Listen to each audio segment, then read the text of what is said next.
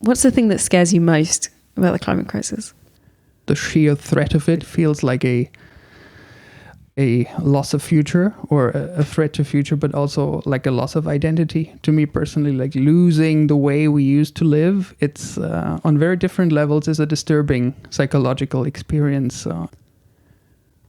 But at the same time, I really also want this to be a good thing for democracy and turn out well as a democratic conversation. And I want this to go forward in a way that appeals to people and does not lead us to a situation where we are so polarized on it, as you can see in some countries at the moment, that no action is possible anymore. Because that's a state you can also reach.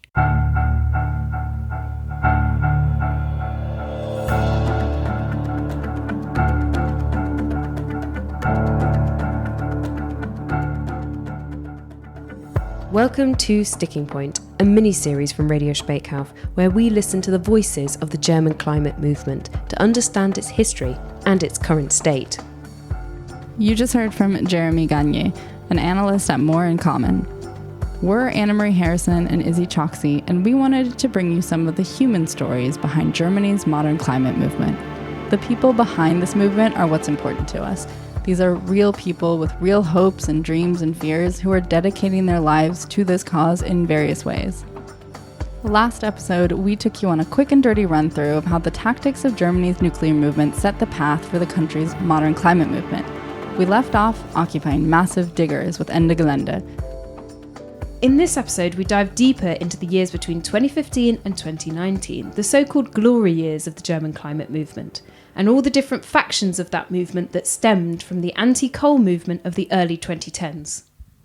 One of the organizations that very much focuses on the human toll of coal mining in Germany is Alle Dörfer Bleiben, which translates to All Villages Stay, co-founded by Christopher Laumanns, who we heard from regarding his work with Ende Gelände in the last episode.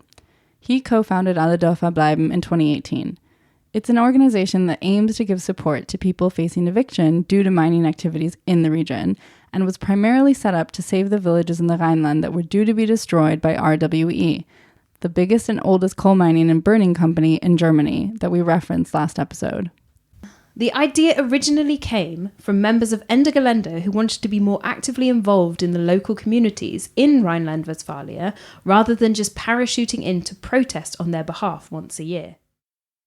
After a couple of years, we weren't too satisfied with this style of coming in like a UFO into this region, creating havoc for like 2 weeks, police coming and us not having a lot of contact with the villagers.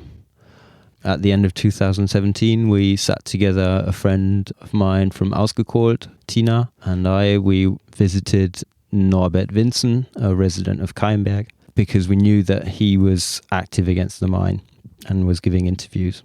And sat down with him and said, look, we have the analysis that the whole energy market is changing and that coal is becoming less and less profitable, and that the climate movement has been strengthened through the appearance of Ende Gelände and so on and so forth. And we really think we can win this fight with you together. And then at the beginning of 2018, we had another meeting with Norbert and a lot more people who were from the region, from different villages, and who had been to the climate camps and were in favour. And we got all these people together and said, let's organise the climate camp together. Have a smaller climate camp and more based on local needs. That was in 2018. That group that co-organised this local version of the climate camp then later became Alle Dörfer Bleiben Rhineland. Yeah, at the beginning it was work like helping people with their everyday struggle with RWE, but also a lot of listening work, of just listening to the stories and all the pain and the hurt and the anger towards RWE. And it was definitely very different from, your normal climate justice group where everybody's like waving their hands and waiting for their turn to speak and stuff. And there people were like interrupting each other all the time and just holding long monologues of pain and anger. And that was really important to have that space, because Alle Dörfer Bleiben from the beginning was about getting all these stories out to the people, because we had the impression that they're untold stories of what was happening in those villages. Were there any of those stories that you mentioned that stand out to you today? Boy, there's so many.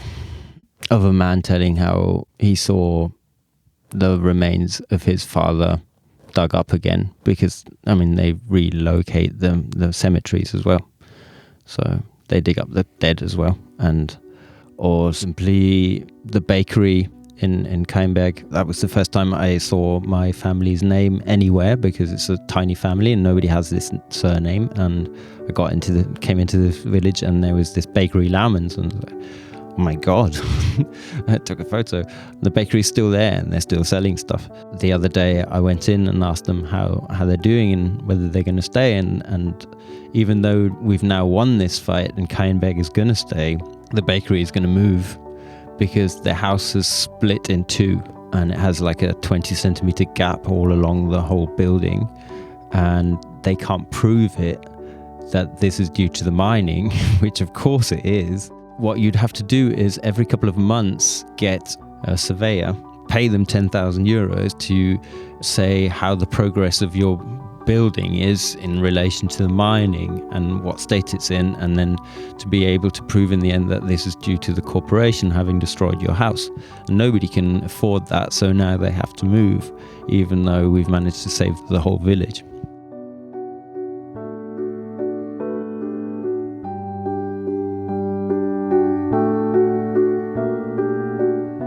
So there are a few pivotal moments in the modern climate movement. The occupation at Hamburger Forest is one of them. Hamburger Forest is a forest in Western Germany where activists set up tree houses and barricades in 2012. It has become a symbol of the environmental movement. Hamburger Forest was actually only just 10% of an ancient forest in Germany that had been destroyed systematically by RWE in order to make way for the Garzweiler mine in Rhineland-Westphalia. This is Tadzio Müller, longtime climate activist and political philosopher. Around Hamburger Forest, we had a kind of unity that otherwise we don't have. So this is something that's generally facilitated around places because it's so simple. The place stands, the place falls. There's no grey bits of, like, in policies there are, how high is the carbon price, right? 100 euros a ton, 80, 40, does it apply to buildings or not? These are all super complicated and relevant questions. I'm not ridiculing them, but I'm glad I'm not writing policy. Writing policy is really difficult. But in a place, there are not that many shades of grey. But the place question is really important. David Harvey, one of the most quoted social scientists in the world, and surprisingly a Marxist, wrote quite evocatively that social movements are not particularly good in winning battles over space being then defined as the relationship between places, the rules that govern the relationship between places, laws, policies, etc. and so forth. But we are much better at occupying places. Places have an affective and life-worldly depth where ideologies become somewhat softened. In Lützerath, I occupied a house with a few people, squatted a house, I think is the term, just for a week now, where there was 22-year-old autonomous communist and a 56-year-old, I call him a bourgeois radical, who was a real, in German we say Spießer, a real square. Like in the beginning, you could clearly tell, like, he despised all of that radical lefty kind of like cultural stuff. But we were there together, and after like 3 days of just working together, like doing the dishes together, like literally him and I scrubbing the bathroom floor together, because it was fucking filthy. That, in a way, softens these ideas. Local politicians will, by the way, tell you the exact same thing, right? You'll have local politics, you'll have Die Linke coalitions with CDU, because on a local level, things are more life-worldly, more real, questions are quite concrete, less ideological. And so what can happen in protests around places is that they much more easily unite us. That version of radical left struggle, that often happens around policies, right? So you have a policy struggle, and then one side's like, yeah, but we're like this part of the policy, but not that part. The other side says, like all of it. Then the third side says, we don't like any of it. But like in a place, those ideological divisions are less important. Like, that tree is there or it is not there. Are you for the tree being there? Then it doesn't matter so much if you're an eco-liberal or an eco-anarchist.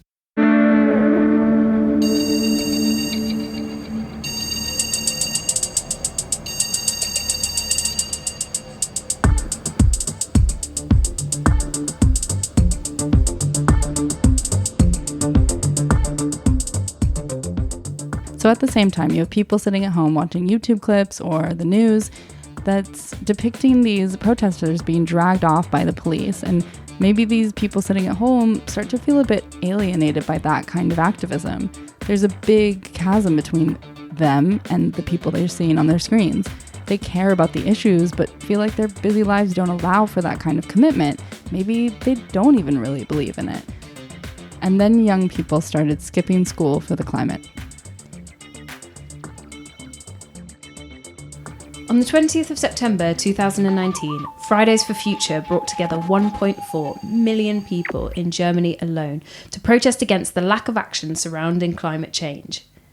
Across 575 towns and cities in Germany, under the motto Alles für Klima, at least 100,000 people protested in the capital city of Berlin.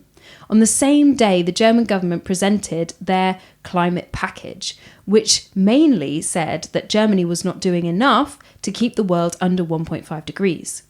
The government called it a breakthrough, but the movement called it a betrayal of future generations. And those generations were turning up in their millions to protest in the streets. Worldwide, numbers were between 4 and 7 million participants in strikes across the globe. Germany was by far the largest. We were there.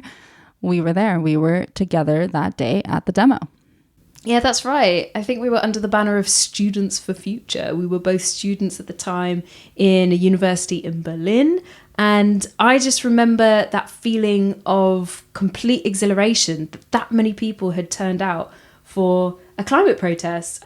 I mean, that was an amazing feeling. That's so true. I remember we were standing absolutely solidly in front of the Brandenburger Tor for hours, I think, which ultimately made my back a bit sore. But we were stuck because there were so many people. Like, you could not move 1 inch in any direction, and it was an absolute sea. And we were already with a big group of people. And I feel like the vibe, even just in our group, was excitement. The whole crowd was kind of electrified, and it was powerful. I mean, people have since written that it made history.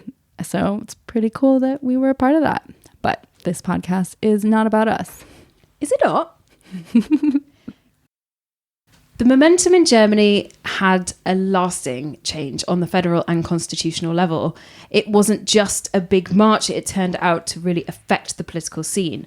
And in March 2021, Fridays activists won a court victory in front of the Federal Constitutional Court by declaring that the Federal Climate Protection Act that we just talked about was partially unconstitutional. So the court case that was brought by the Fridays members stated that because the law, as it was written in 2019, postponed high emissions reductions to periods after 2030, it was actually at the expense of younger generations. So the idea being that Germany is supposed to be climate neutral by 2045, but the way that the law was written meant that those reductions really only had to become actual after 2030. So that means that if you're maturing, getting into a job, wanting a career, wanting housing, wanting heating, you are the ones who are going to be the most affected in the 2030s, all right? So the idea is essentially the younger generations, they were the ones who were going to have to pay the price. And if you're going to take 15 years to do emissions reductions rather than 25 years, for instance, then those reductions are going to have to be far steeper and cause a much bigger economic dent. And therefore, the federal court decided that it was unconstitutional because it impinged on the rights of younger generations to have a full and decent life. Environmental groups described this decision as groundbreaking. That's pretty incredible, but let's take a step back here. Who are Fridays for Future and how did they start up? Right, so a lot of us know the name Greta Thunberg, but do we actually remember how the whole thing actually started? Well, in August 2018, Greta was in her 9th grade at school, and after a series of heat waves and fires in her native Sweden, she decided not to attend school until the Swedish general election in the September of that year. She sat outside the Parliament House every day with a sign that read, "School Strike for Climate." Greta was demanding that the Swedish government reduce carbon emissions to follow the 2015 Paris Agreement, which called for cutting emissions by roughly 50% by 2030. By 2019, the Fridays for Future movement was organising school strikes all over the globe.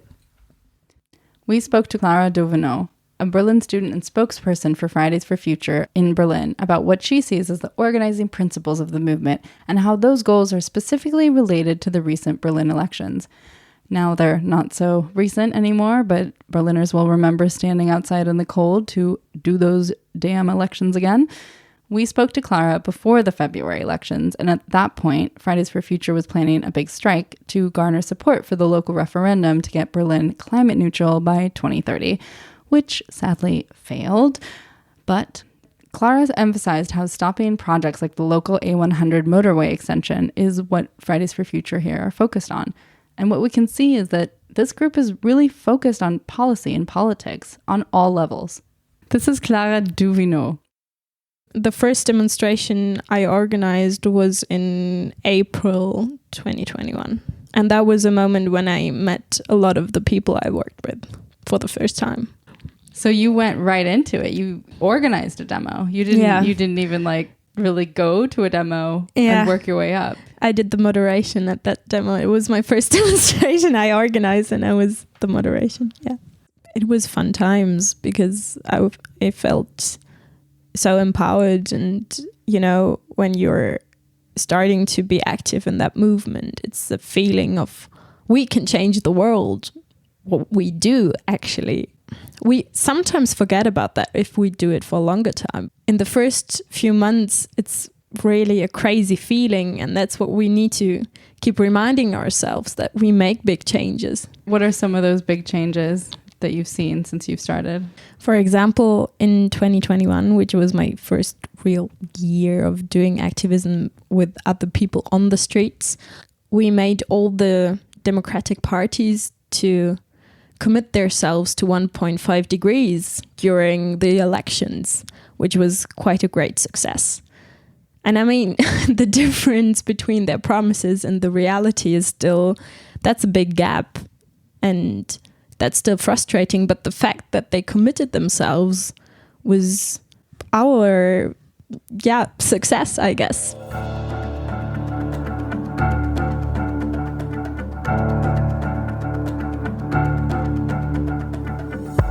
What made the Fridays for Future group stand out was its ability to get thousands onto the streets, and for those thousands to mostly consist of young people.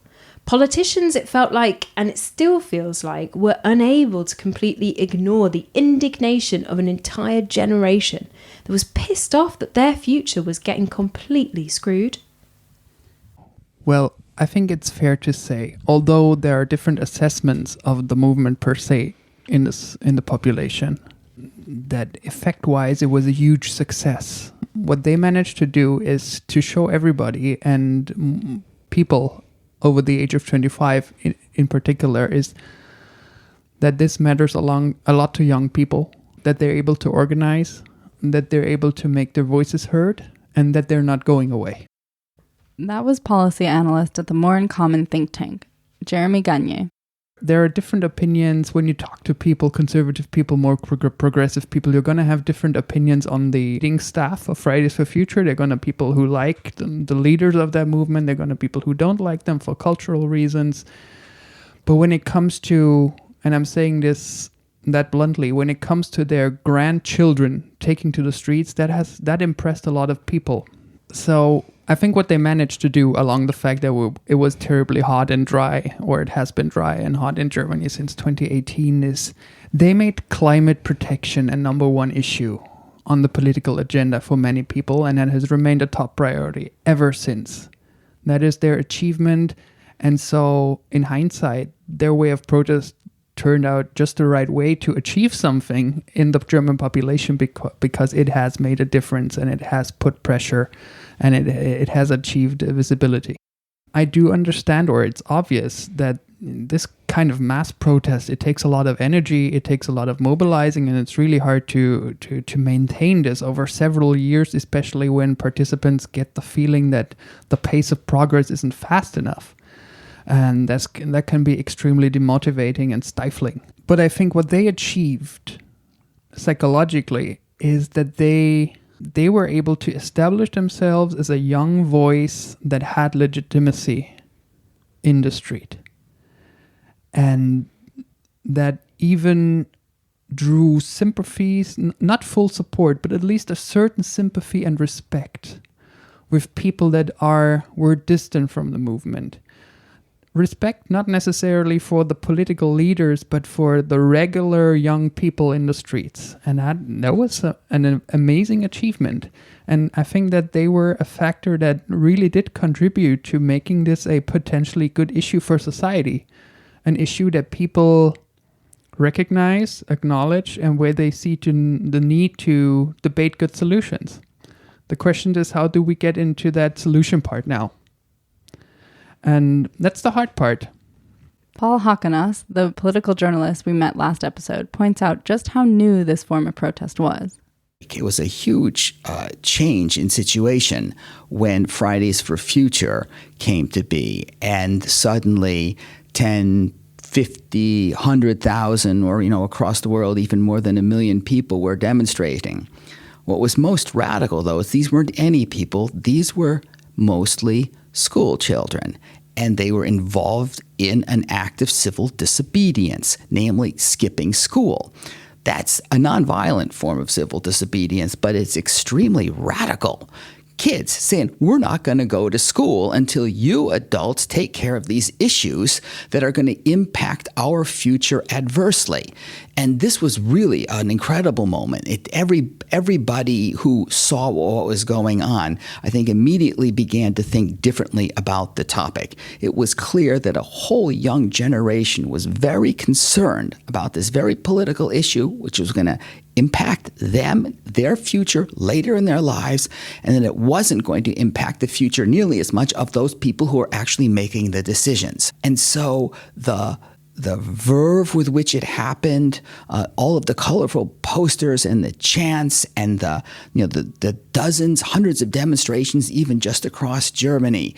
The scientists who told me that they were knocking on doors and nothing happening, they said, we couldn't believe it. As soon as Fridays for Future happened, those doors swung open, that more progress was made in the 3 or 4 years when those demonstrations were bringing hundreds of thousands of school kids to the street than in the whole decade that these scientists had been trying to make similar progress with the mainstream politicians in Germany. One thing I want to point out here is Paul Hakanas' use of the word radical, because this is something we're going to come back to in later episodes. To many people, Fridays for Future was an acceptable way to get involved and feel good about being pro-climate. It was trendy. For others, it was decidedly not radical enough.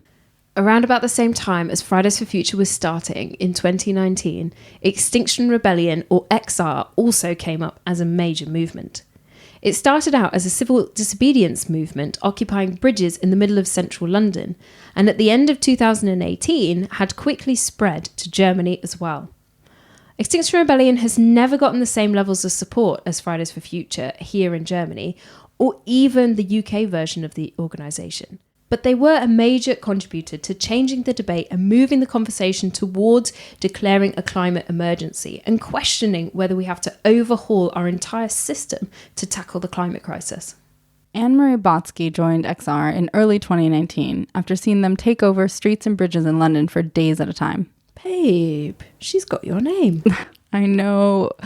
Truly, it's confusing, dear listener. I'm AnneMarie. She's AnneMarie. She's German. I speak with an American accent. I'm also German, though. So what are the odds we'd find another AnneMarie for this show? But here we are. Promise it wasn't intentional.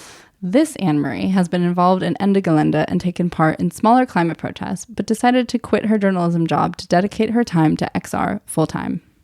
The whole idea behind it is that petitions and demonstrations are not enough. We need civil resistance. We've been saying that civil disobedience has played a really major role in getting us the rights that we have right now. Women didn't get the right to vote without really a rebellion. And in the UK, I mean, there was really radical protest by women, by the suffragettes, for example, or the social rights of Black people in the US, or also Mahatma Gandhi in India, the civil disobedience and like going against the unjust laws at the time, that has really played a major role, that we need to do more than demonstrations. And the idea is that you have to go to the capital, and you have to try to block the capital city with as many people as you can for as long as you can.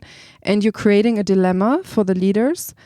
Basically, they either take you out and potentially put you in jail, and they put peaceful protesters in jail that really want the best for the planet, or they let you sit there and you get a lot of attention, or they fulfill your demands, ideally. So that's the whole idea. You have to go to where the power is, and the power is in the capital cities.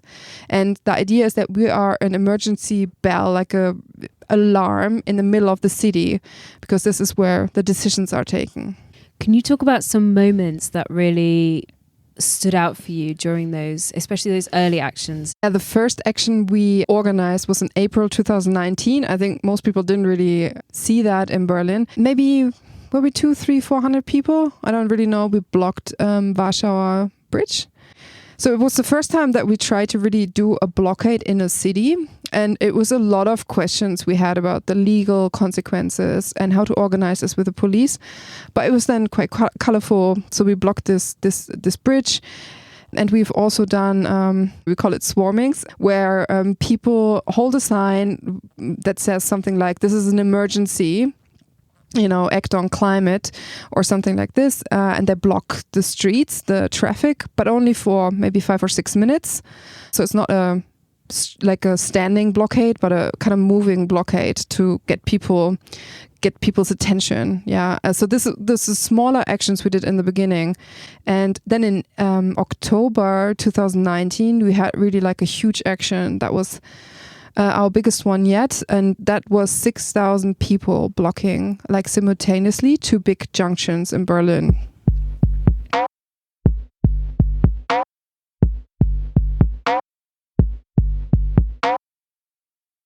Generally, I've been really moved, like quite a few times, by the sacrifice and the courage from like everyday people. In the beginning, there. I don't know, should I make this really personal? There was this guy, an older guy called Hans-Joachim, and he was in a wheelchair. He didn't have lower legs.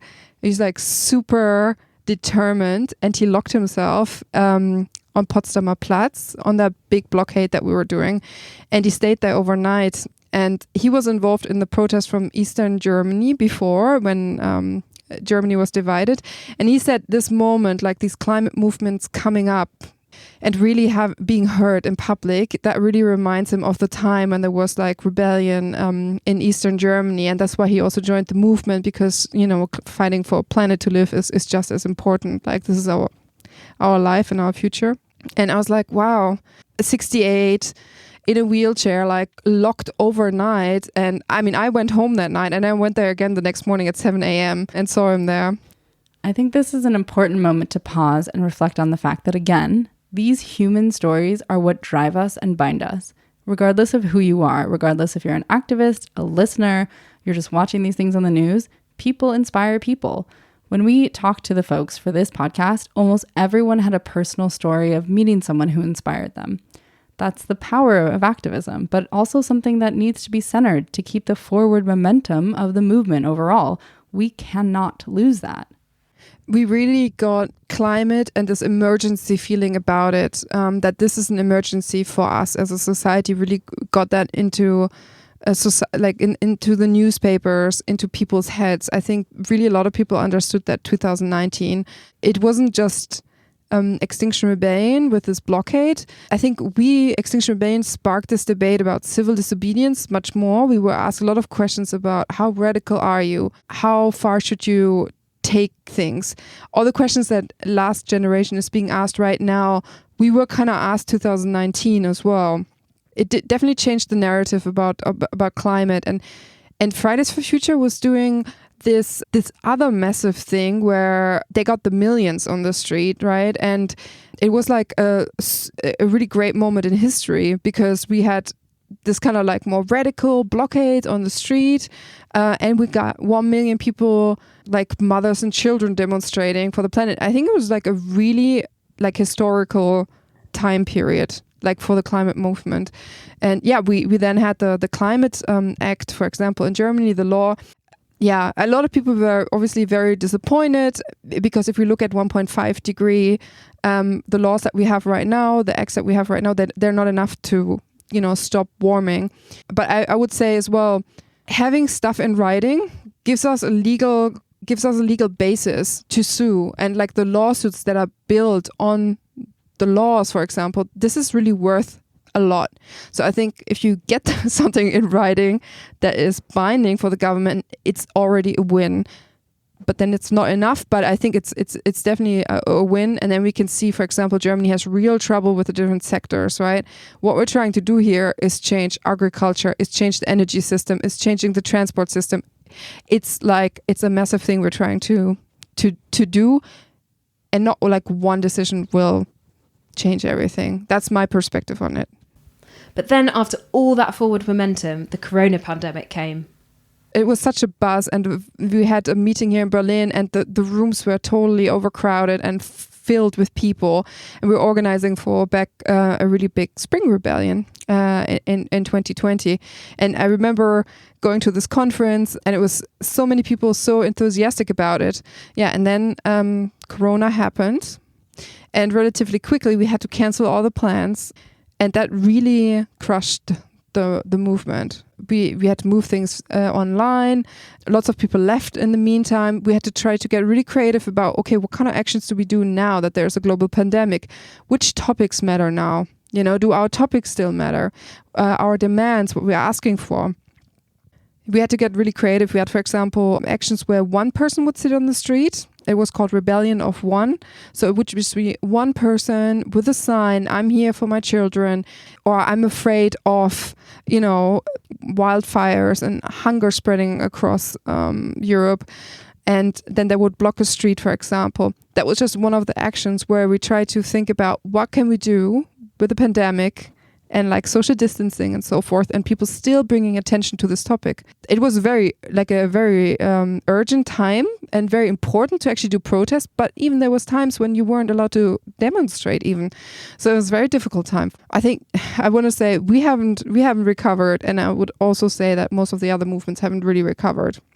So it's been 3 years now since the pandemic, and of course people have different worries in their life. They need to adjust like after the pandemic, maybe family issues, job issues, different worries. And it's also very hard to mobilize people during a pandemic.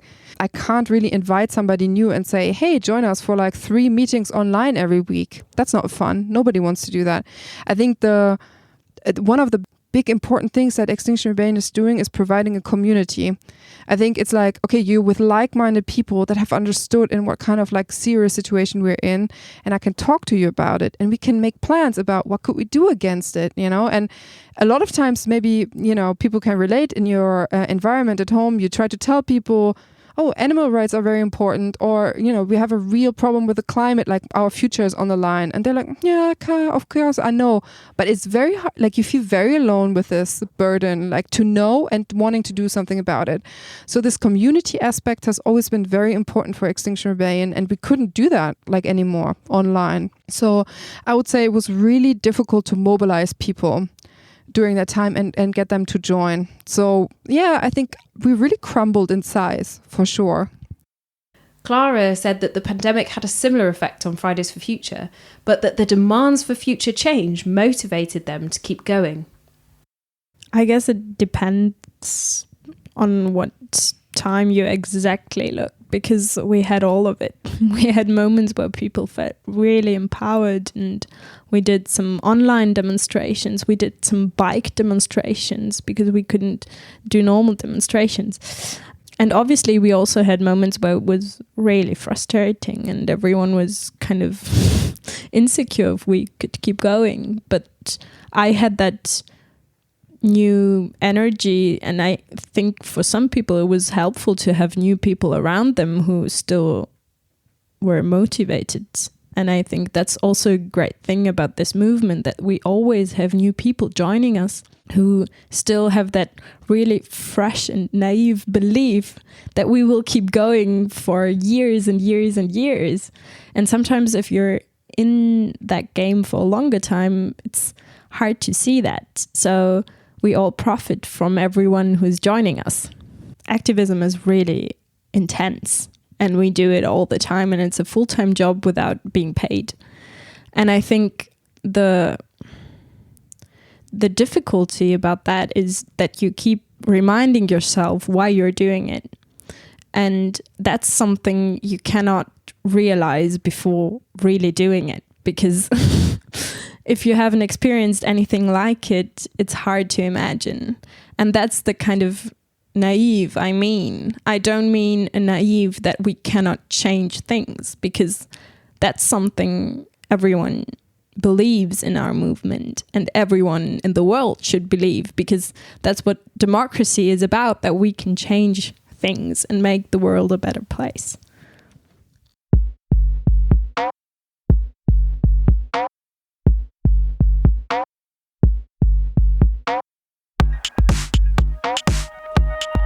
Izzy, do you remember those photos of dolphins in Venice's canals during the pandemic, or the height of the pandemic? The lockdown also provided this weird moment where human consumption activity was paused, and for a beautiful second, it seemed like nature was healing. Yeah, I remember the conversations at the time. It felt like finally people will wake up. Finally, we've had our moment of realization, and this is going to be the catalyst that's going to propel us towards climate action. Once people have actually seen how wonderful it is to live without things like massive amounts of pollution.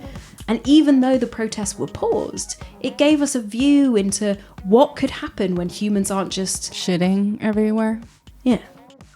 So here are some incredible numbers from The Guardian. During spring 2020, many countries enacted their strictest lockdown measures. In the UK, flights were cut in half and road traffic fell by more than 70%.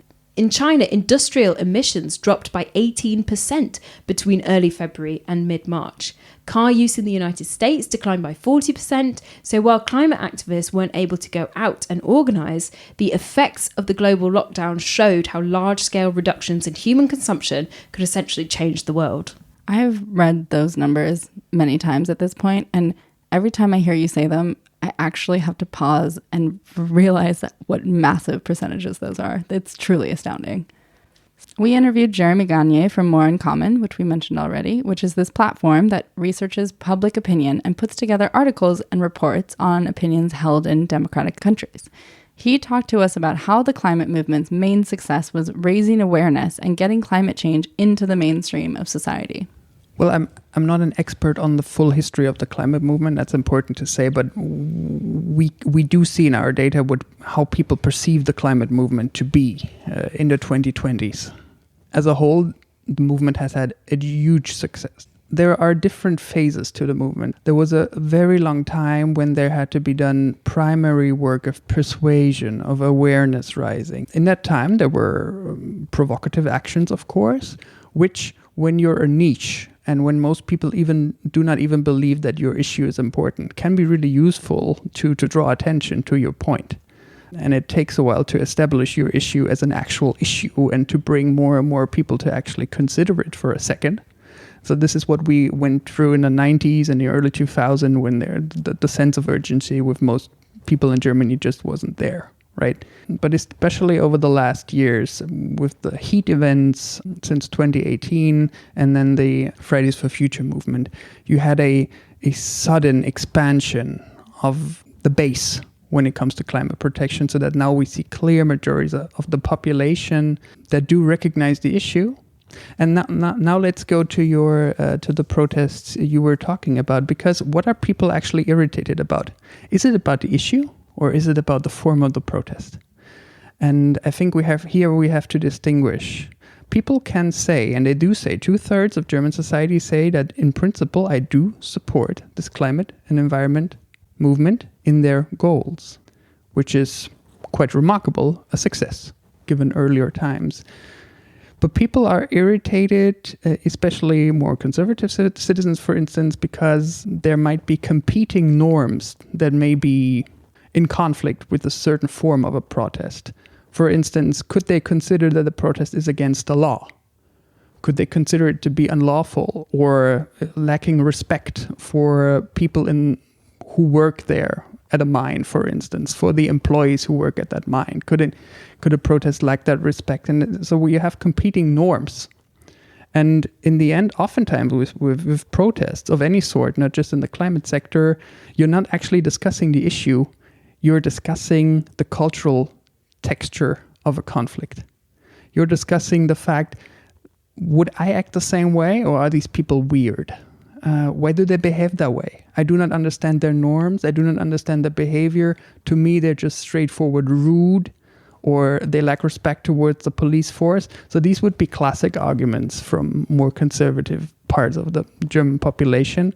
And I think it's the same thing we see now with the protests on the roads, is that you actually have a conflict about the cultural texture of that protest, about its legitimacy, procedural legitimacy, and less about the issue at hand. And the question is always, what do you want to achieve? Do you want attention for your issue? At an early stage of the climate movement, that's totally sensible because it's about raising awareness. What should we be aiming for now? Is it issue awareness? We can say it's pretty much there. What we need now is a good conversation on how to achieve solutions that people are willing to support. And this is where we're on a really narrow line between provoking and offering conversation. And it's really tricky business. And there's not a simple solution to it. But our suggestion at More in Common would be that as the climate debate has evolved from a lack of problem awareness to a lack of solution confidence, protest itself also has to evolve. Because it needs to talk to people. It needs to address the feelings people have about this crisis. If you're desperate that you alone cannot change the world, but you're aware of the problem, you want people to recognize that. You want people to respond to that feeling. And that's a different conversation.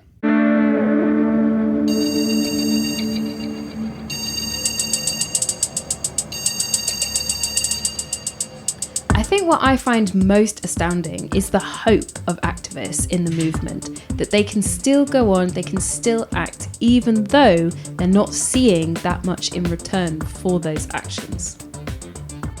If we lose our hope, we lose our motivation. And there is no way that we lose our motivation, because without motivation, there comes no change.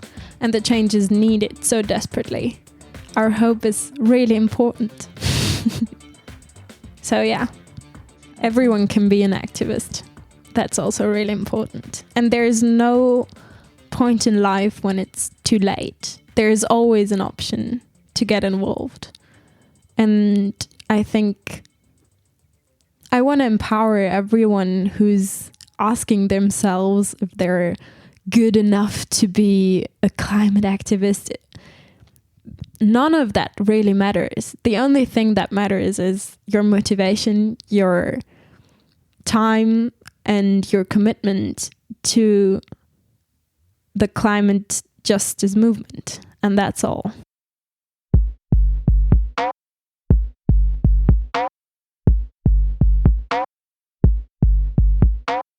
Letzte Generation, or Last Generation, have made headlines across Germany and pissed off plenty of car commuters in the past months. But how radical are these folks, and does their new form of protest have the desired effect?